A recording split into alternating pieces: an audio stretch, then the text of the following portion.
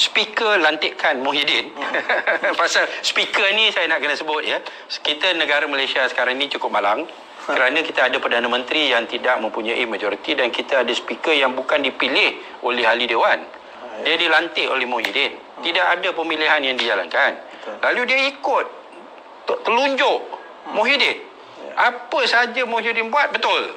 Kerana dia tahu kalau Muhyiddin jatuh, dia jatuh juga. Tak ada orang nakkan dia sebagai speaker. Minta maaf lah. Saya cakap terus terang ni. Tak ada orang nakkan dia sebagai speaker. Dia telah dipaksakan ke atas Dewan Rakyat. Kerana Muhyiddin yang lantik dia. Ya, tak ada undian, tak ada apa-apa. Ya, dan itulah yang saya bantah. Bila dia masuk, dia ambil alih sebagai speaker, saya beritahu, saya jerit bahawa ahli parlimen ada hak untuk memilih speaker. Dia marah, dia halau saya keluar dewan. Kerana dia nak hujah tak boleh. Tak ada hujah. Ya, lalu dia halau lah. Dia guna tindakan diktator lah. Dan diktatornya speaker sama macam diktatornya Perdana Menteri.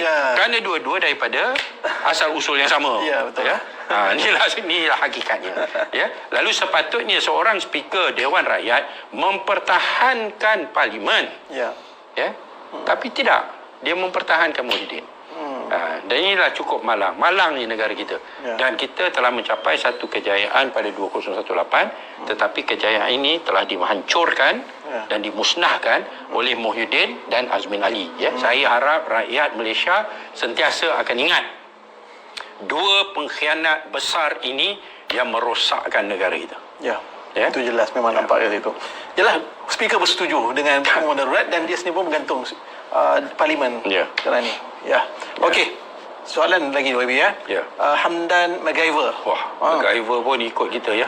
Masya-Allah. Salam YB. Waalaikumsalam. Adakah darurat bertujuan menamatkan sistem demokrasi berparlimen dan diganti dengan sistem pentadbiran monarki? Siapa dan bila next YDPA?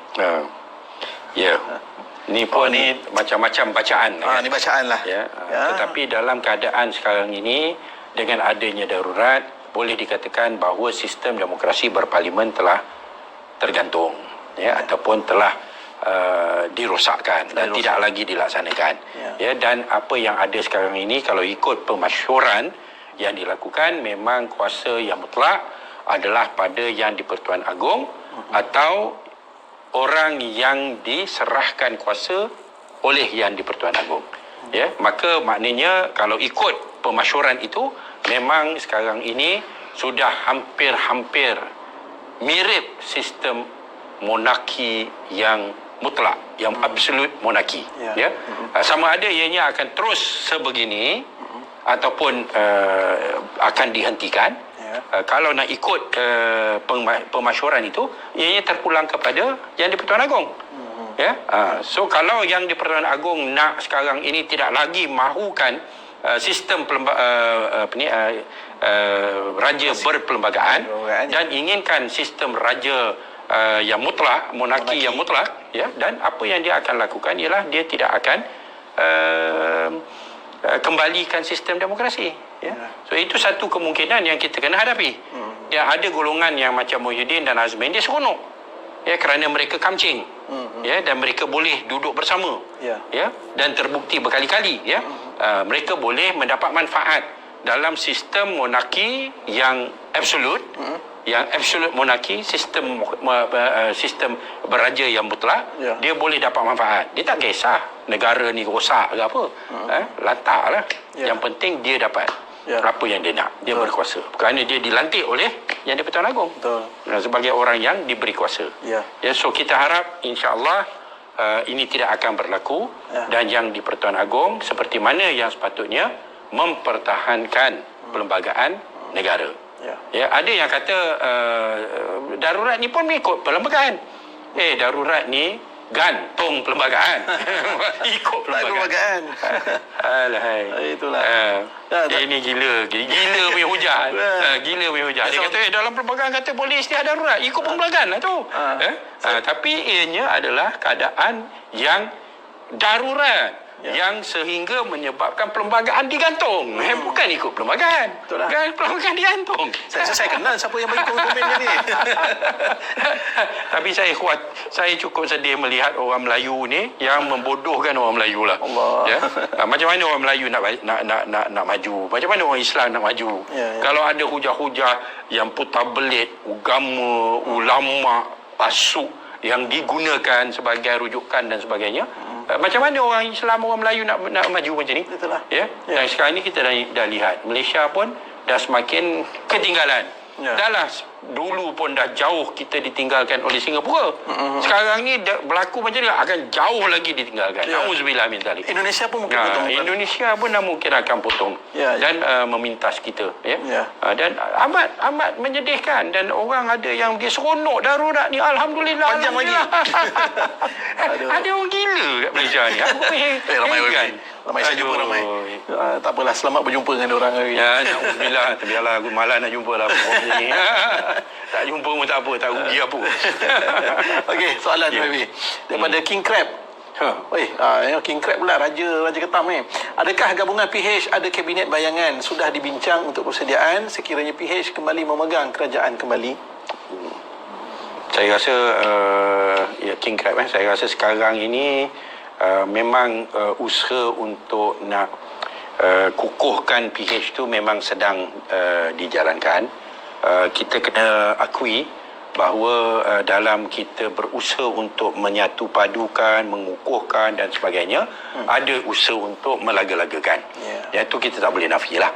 Dan dilakukan usaha untuk melaga-lagakan ini adalah daripada pihak yang bukan sahaja di luar PH tetapi yang bukan pembangkang. Dan mereka lah yang menyebabkan kita sekarang ini memang sedang nak kembali berbincang mengasaskan kekuatan PH itu atas 108 yang kita katakan bagi Parti Amanah, kita kata Grand Coalition, semua pembangkang bersatu untuk nak hadapi pilihan raya dan untuk menghadapi Perikatan Nasional, dan bersiap siaga sekiranya kita dapat kembali memegang kerajaan.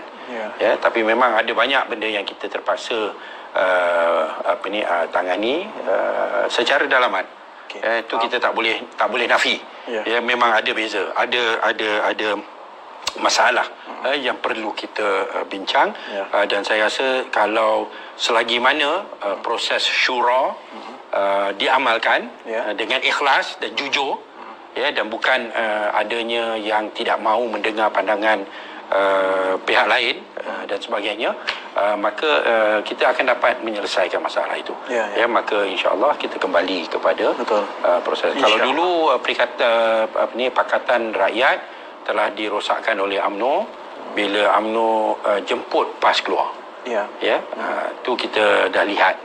Lalu kita belajarlah daripada pengalaman kita ini supaya nasib Pakatan Harapan tidak akan menjadi ulangan kepada apa yang telah berlaku kepada Pakatan Rakyat. Betul. Dia bukan apa? Dia ujian kepada Pakatan Harapan adalah untuk menyatukan pembangkang-pembangkang yang lain dan juga pihak-pihak yang ingin bersama. Dan Pakatan Harapan sendiri nak kena kukuh kembali. Betul. Tapi kita tak sekukuh dulu. Hakikat itu hakikat. Oleh kerana usaha-usaha daripada luar lah. Macam saya kata, kalau dulu Pakatan Rakyat, UMNO yang mencelah dan menyebabkan Pakatan Rakyat pecah. Dan kita kena belajar daripada pengalaman tu. Tapi saya nak guna hujah yang sama lebih sebenarnya antara ujian dan juga dia satu bala. Ujian pada PH nak menyatukan, bala pada Perikatan Nasional, dan memang kelihatan jelas dah berpecah-pecah sekarang ni. Kucang kacir negara disebabkan oleh mereka.